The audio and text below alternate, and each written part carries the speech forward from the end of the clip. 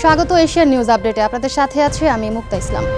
রাজধানী উন্নয়ন কর্তৃপক্ষের পূর্বাচল নতুন শহর প্রকল্পে ক্ষমতার অপব্যবহার সহ জালিয়াতির মাধ্যমে প্লট বরাদ্দ নেয়ার অভিযোগে দুদকের করা মামলায় সাবেক প্রধানমন্ত্রী শেখ হাসিনা সহ ১৭ জনের বিরুদ্ধে রায় ঘোষণা হবে আজ। ঢাকার বিশেষ জজ আদালত ৪-এর বিচারক মোহাম্মদ রবিউল আলমের আদালত এ রায় ঘোষণা করবেন। গত ২৫ নভেম্বর এই দিন ধার্য করেন একই আদালত। এ মামলার অন্য আসামিরা হলেন শেখ রেহানা, তার মেয়ে টিউলিপ রিজওয়ানা সিদ্দিক, জাতীয় গৃহায়ন ও গণপূর্ত মন্ত্রণালয়ের প্রশাসনিক কর্মকর্তা মোহাম্মদ সাইফুল ইসলাম সরকার, সিনিয়র সহকারী সচিব পুরভি গোলদার সহ অন্যান্যরা। এর মধ্যে গ্রেফতার হয়ে কারাগারে রয়েছেন খুরশিদ আলম, বাকিরা পলাতক। জনগণের সমর্থন পেয়ে বিএনপি ক্ষমতায় গেলে একটি সমৃদ্ধ বাংলাদেশ গড়ে তোলা হবে বলে জানিয়েছেন দলটির মহাসচিব মির্জা ফখরুল ইসলাম আলমগীর। রাজধানীর গুলশানে বিএনপি চেয়ারপারসনের রাজনৈতিক কার্যালয়ে একথা বলেন তিনি। এ সময় ফখরুল ইসলাম বলেন, ফেব্রুয়ারিতে ভোট আয়োজনে প্রস্তুতি নিচ্ছে সরকার।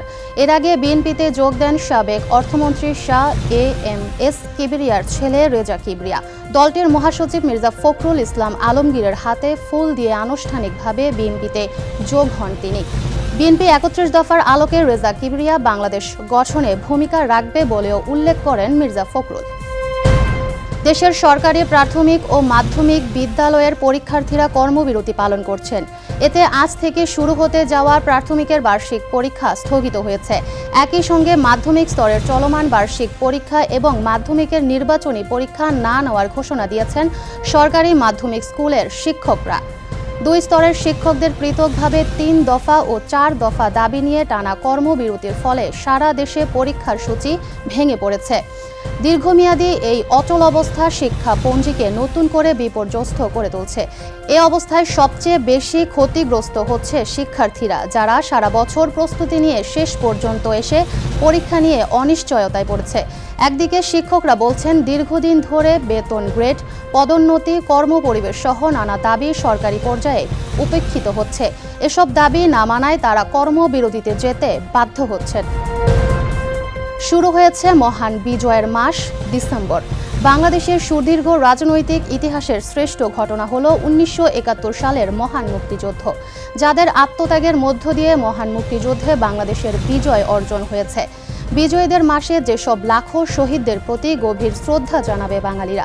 জাতির সর্বশ্রেষ্ঠ অর্জন মুক্তিযুদ্ধের অবিস্মরণীয় গৌরবদীপ্ত চূড়ান্ত বিজয় আসে এই মাসের ১৬ই ডিসেম্বর। স্বাধীন জাতি হিসেবে বিশ্বে আত্মপরিচয় লাভ করে বাঙালিরা, অর্জন করে নিজস্ব ভূখণ্ড আর সবুজের বুকে লাল সূর্য খচিত নিজস্ব জাতীয় পতাকা। বাংলাদেশি বংশোদ্ভূত শামসুল হক যুক্তরাষ্ট্রের নিউ ইয়র্ক পুলিশের ইতিহাসে প্রথম দক্ষিণ এশীয় লেফটেন্যান্ট কমান্ডার হিসেবে পদোন্নতি পেয়েছেন। এই পদোন্নতি শুধুমাত্র তার কৃতিত্ব নয়, এটি দক্ষিণ এশীয় ও বাংলাদেশি অভিবাসীদের জন্য একটি বড় প্রেরণা। তার বাড়ি সিলেট গোপালগঞ্জের বাঘার গ্রামে। স্ত্রী রুবিনা হক ও 2 ছেলে নিয়ে তিনি নিউ ইয়র্কের কুইন্সে বসবাস করেন। এর আগে ২০২১ সালের ২৯ জানুয়ারি অফিসিয়াল এক অনুষ্ঠানে শামসুল হক লেফটেন্যান্ট কমান্ডার পদে পদোন্নতি পান। দর্শক, এই ছিল এশিয়ান নিউজ আপডেট। ধন্যবাদ এতক্ষণ সাথে থাকার জন্য।